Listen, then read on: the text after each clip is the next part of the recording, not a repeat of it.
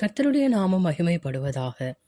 இன்றைக்கு நாம் தியானிக்க போகும் பகுதி 1 யோவான் 4 அதிகாரம் 4 பிள்ளைகளே, நீங்கள் தேவனால் உண்டாயிருந்து அவர்களை ஜெயித்தீர்கள். ஏனெனில் உலகத்தில் இருக்கிறவனிலும் உங்களில் இருக்கிறவர் பெரியவர். நாம் ஆராதிக்கும் தேவன் எல்லோரிலும் பெரியவராயிருக்கிறார். அவர் நமக்குள் வாசம் செய்கிறார். அவர் நம்மோடு கூட இருந்து எல்லாவற்றையும் செய்கிறவராயிருக்கிறார். அவர் சர்வ வல்லமையுள்ள தேவன், எல்ஷடாய். ஜீவனுள்ள தேவனை ஆராதிக்கிற நாம் எதை குறித்தும் கவலைப்பட வேண்டியதல்ல. எதை குறித்தும் நாம் பயப்பட தேவையில்லை. காரணம், உலகத்தில் இருக்கிறவனிலும் உங்களில் இருக்கிறவர் பெரியவர்.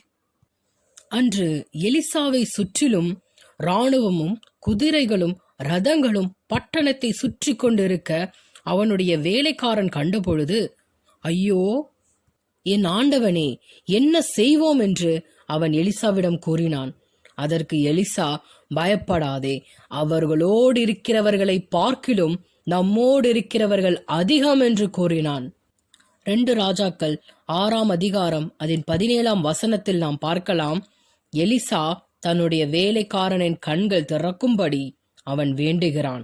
அப்பொழுது இதோ எலிசாவை சுற்றிலும் அக்கினிமயமான குதிரைகளும் ரதங்களும் அந்த மலை நிறைந்திருக்கிறதை அவன் கண்டான். நாம் ஆராதிக்கும் தேவன் நம்மை சுற்றிலும் ஒரு பாதுகாப்பை கட்டளையிட்டிருக்கிறார். அது எத்தகைய பாதுகாப்பு? நம்மை சுற்றிலும் அநேக தூதர்கள் சூழ்ந்திருக்கும்படியான பாதுகாப்பை நமக்கு கர்த்தர் கட்டளையிட்டிருக்கிறார். ஒருவேளை மனிதர்களின் படைபலமோ இல்லை பிரச்சனைகளோ இக்கட்டுகளோ எது உங்களை சூழ்ந்திருந்தாலும், உங்களை பயமுறுத்தும் வார்த்தைகள் உங்களுக்கு வந்திருந்தாலும், இதோ கர்த்தர் சொல்லுகிறார், அவர்களோடு இருப்பவர்களை பார்க்கிலும் நம்மோடு இருப்பவர்கள் அதிகம் என்று. 2 நாளாகமும் 34 அதிகாரத்தில் நாம் வாசிக்கலாம். யோசியா என்னும் ராஜா, அவன் தாவீதை போல செம்மையான வழியில் நடந்தான். அவன் எல்லா விக்கிரக தோப்புகளையும் விக்கிரகங்களையும் சிலைகளையும் அவன் தகர்த்து போட்டு தேவாலயத்தை சுத்திகரித்து நியாயப்பிரமாண புஸ்தகத்தை கண்டு தன் வஸ்திரத்தை கிழித்து அழுதான். அவனுக்கு தேவனுடைய இரக்கம் வந்தது. அதுபோலதான் நாமும் தேவனோடு சேர்ந்திருக்கும் பொழுது, அவருடைய வெளிச்சத்துக்குள் நாம் பிரவேசித்த பொழுது, எப்போதும் கர்த்தரையே நாம் நினைத்து கொண்டு அவருடைய நாமம் மகிமைக்கென்று நாம் வாழ வேண்டும் என்று பரிசுத்தத்தை காத்து கொள்ளும் போது தேவன் நம்மை எல்லா இக்கட்டுகளுக்கும் விடுவிப்பார். கையால் செய்யப்பட்ட எல்லா விக்கிரகங்களுக்கும் மேலான தேவன் நம்மோடு இருக்கிறார். அதை குறித்து நாம் கவலைப்பட வேண்டியதல்ல. எல்லா விக்கிரகத்தையும், நம்மை சூழ்ந்திருக்கும் நம் உள்ளத்தில் இருக்கும் எல்லா விக்கிரகங்களையும் நீக்கி போட்டு கர்த்தரையே நாம் சார்ந்து வாழ வேண்டும். விக்கிரகம் என்றால் என்ன? தேவனை விட எதற்கு நாம் அதிக முக்கியத்துவம் கொடுக்கிறோமோ அது விக்கிரகம். ஏனென்றால் உலகத்தில் இருக்கின்ற அவைகளை காட்டிலும் நம் தேவன் பெரியவர். கையால் செய்யப்பட்ட எல்லா விக்கிரகங்களையும் நம்முடைய இடத்திலிருந்தும் நம் இருதயத்திலிருந்தும் தூக்கி போட்டு கர்த்தருடைய நாமத்தை பறைசாட்டுவோம் என்றால் தேவனுடைய இரக்கம் நம்மை வந்து சேரும்.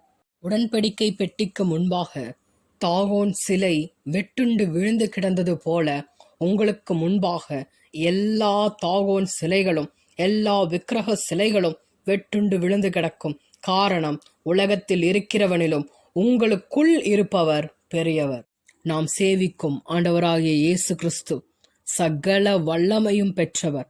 வானத்திலும் பூமியிலும் சகல அதிகாரங்களை பெற்றவர்.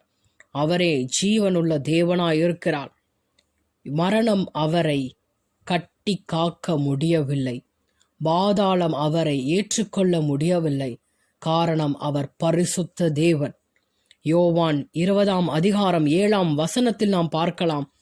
அவர் மரித்து 3ஆம் நாள் உயிர்த்தெழுந்த போது சீலைகள் கிடக்கிறதையும் அவருடைய தலையில் சுற்றியிருந்த சீலை மற்ற சீலைகளுடனே வைத்திராமல் தனியே ஒரு இடத்தில் சுருட்டி வைத்திருக்கிறதையும் கண்டான்.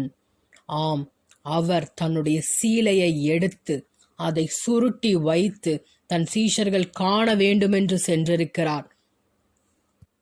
யூத ரபிகள் தாங்கள் வீட்டை விட்டு வெளியே செல்லும் பொழுது தாங்கள் முக்காடிட்ட அந்த சீலையை அவர்கள் சுருட்டி ஒரு இடத்தில் வைப்பார்கள். அதேபோல் நான் உள்ளே இல்லை, நான் வெளியே சென்றிருக்கிறேன் என்பதை கர்த்தர் காட்டும் வண்ணமாக அந்த சீலையை அவர் சுருட்டி வைத்து வெளியே சென்றார். ஆம், அவர் ஜீவனுள்ள தேவன், உயிர்த்தெழுந்தவர். பிசாசு அவரை தோற்கடிக்க நினைத்தது, ஆனால் எப்படி முடியும்? அவனை உண்டாக்கின தேவன் சர்வ வல்லமையுள்ள தேவன். அவரே நாம் ஆராதிக்கிறோம். ஏனென்றால் உலகத்தின் அதிபதியை காட்டிலும், உலகத்தில் இருக்கிற அவனை காட்டிலும் நம் தேவன் பெரியவர். இப்போதும் பிசாசின் கட்டினாலோ, வேதனையினாலோ, நோயினாலோ, ஏதாவது ஒரு சூழ்நிலையில் கலங்கி கொண்டு இருந்தாலோ, கர்த்தருடைய வார்த்தை உங்களை தேடி வருகிறது. உலகத்தில் இருக்கிறவனிலும் உங்களில் இருக்கிறவர் பெரியவர் என்று இந்த வார்த்தையை கொண்டு கர்த்தர் உங்களோடு பேசியிருக்கிறார். தேவனுடைய நாமம் மகிமைப்படும்படிக்கு இவைகள் எல்லாம் உங்களுக்கு வந்திருக்கிறது. கர்த்தருடைய நாமத்தை விசுவாசித்து காத்திருங்கள், ராஜ்யத்தை சுதந்தரித்துக் கொள்ளுங்கள். ஆமேன், ஆமேன்.